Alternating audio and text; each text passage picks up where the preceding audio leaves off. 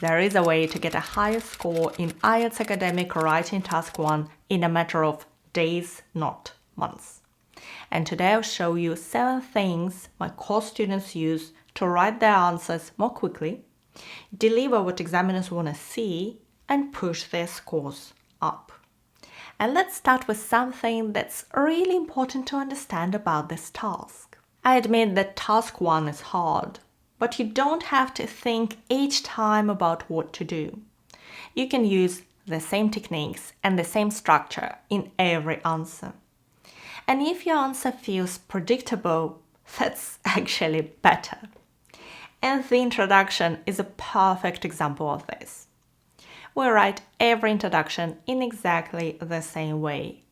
Take the task statement, change the wording slightly, and keep the meaning the same. Let's take a practice task. So the question says, the chart and table below show the average number of children born to one woman and the average age of women when they had their first child in 2 countries between 1920 and 2019. And here is my paraphrased version. The line graph illustrates how many children women had on average in the UK and Kazakhstan from 1920 to 2019, while the table provides the average age of first-time mothers in both countries. Same meaning, slightly different words. For example, the chart shows is the line graph illustrates, or the average number of children born to one woman is how many children women had, or when they had their first child, the average age of first-time mothers. Paraphrase the task without copying whole phrases and move on. In task 1, you have about 20 minutes, and that's very little time. And under pressure, it's natural to feel that you should start writing immediately. The problem is, rushing is like running fast, but in the wrong direction. So before writing anything, pause and make sure you've understood the actual task. In our case, the chart and table. Because these are not just numbers. Your job is to see what's behind the numbers. Let's look at our example. So the chart shows the average number of children per woman in the UK and Kazakhstan. The green line, Kazakhstan, stays above the red line, the UK. So throughout the period, women in Kazakhstan had more children than women in the UK, right? Now look at the direction of these lines. In both countries, the averages kept on rising until the 60s, and then they started falling. So there is a small rebound for Kazakhstan later, but the overall story is the same. Up to the mid-century peak and then down afterwards. Now look at the table with the average age of mothers when they had their first child. Tables can feel heavy. So do 2 quick checks. First, compare the start of the period to the end. We can see that the UK gradually goes up from 26.5 to 28.9. And Kazakhstan rises from 23.5 to 27.6. So in both places, women had their first child later than before.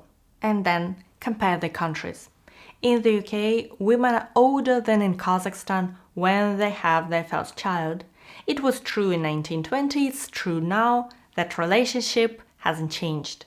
Now, these are your trends. That's what you write about. Now, identify the key features, those key numbers which you're going to include in your body paragraphs.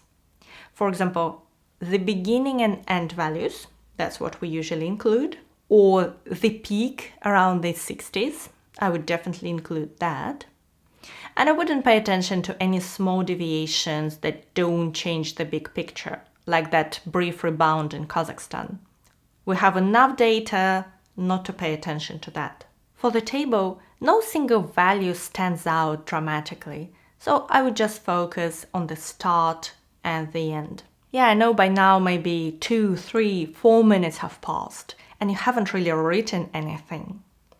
But if you analyze your task like this, you have all the information to write an answer that will get a high score. And you'll be able to write it more quickly. And this will also save you from the next mistake, which is so common, even among students with good English. Now, imagine you're writing about our chart and you say something like this. In the UK, the average number of children per woman rose from 2 in 1920 to 2.3 in 1940 and peaked at 2.7 in 1960, before declining to 2.1 in 1980, and you get the picture. Technically, everything is correct, but the problem is this kind of writing is mechanical. It just lists the data. There is no analysis, no comparison, no overall picture. And in the band descriptors, the document that lists what score you should get, this is called the recounting of detail is mainly mechanical. And this is a sign of a band 5. So what's the right approach? Well, you should summarize the trend first and then use the numbers only to support your point. So here's a better version. In the UK, the average number of children per woman increased gradually from about 2 in 1920 to a peak of 2.7 in 1960, before declining to fewer than 2 children by 2019. You see the difference? We describe the trend and we select the key numbers to support our description. We show a story. And the numbers prove it. That's how you get a high score. Well, that and the next point too, which is really important to get right. Just this morning, I read an answer from one of my course students. And that's where I teach how to pass writing and speaking step by step, every type of task and every requirement. I'll link them below if you're interested.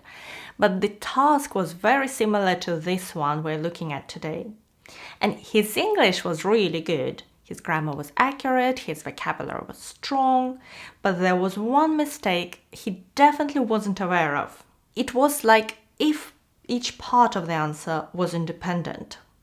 For example, in this task, it would be writing about the UK and then writing about the Kazakhstan and never connecting the two whatsoever. And that's a problem. Because if you look at the task instructions, they don't just say describe the data, they say make comparisons where relevant. So how do we do that? Let me show you a couple of examples. With the line chart, we could write this. Throughout the period, women in Kazakhstan had more children than those in the UK, with the average rising to about 4.5 in the 1960s before falling to around 3 by 2019. If you look at the table, there is another way to show the comparison. Women in the UK had their first child at a later age than those in Kazakhstan, with the difference falling from around 3 years in 1920 to just over 1 year in 2019. We're comparing the two countries, and that's exactly what the examiners want to see. And I know that some of you are concerned about interpreting the data like this, because you were taught you must not give your opinion in task 1. And that's true, you should not give your opinion. But this means a slightly different thing. So let me show you what you should avoid. The falling birth rate in the UK is a worrying trend for the economy. Don't write that. Or, women today are smarter because they have children later. Another bad example. These are opinions. They go beyond the data. And that's what the examiners don't want to see. And now we come to the most important sentence in the whole of task 1, the overview. And yet, it's the one many students forget, or they write something so vague that it doesn't really help. Think of the overview as the examiner's shortcut. If they only read that one sentence, they should already know the big picture of your report. So here is one possible overview for our task. Overall, in both countries, the number of children per woman peaked around 1960 before declining, while the age at which women had their first child increased gradually throughout the period. The idea is to summarize the main trends without giving detail. And here is the key point. If you skip the overview, you cannot get a high score. The examiners are trained to look for it, and without it, your answer feels incomplete. I'm going to link a full answer to this task below if you'd like to see how it all fits together in a full report. But our next question is, where should you place your overview? In task 1, there are 2 possibilities, but one is much better than the other in my view. You can write your overview right after the introduction, or you can leave it until the end of your report. Both are acceptable, but I recommend putting it straight after the introduction. At that point, you still have time to write a clear overview, and it won't feel like an afterthought when you're rushing to finish. So the best structure for your report is simple. Write an introduction, an overview, and then 2 or sometimes 3 body paragraphs. That's all. It's clear, predictable, and examiner-friendly. And if you'd like to see how to write a Task 1 report from start to finish, sentence by sentence, using a different task, you can watch this video here, and you can download the answer to this task and check out my courses in the description below. Thank you so much for watching me today. Good luck with your preparation and your exam. Bye!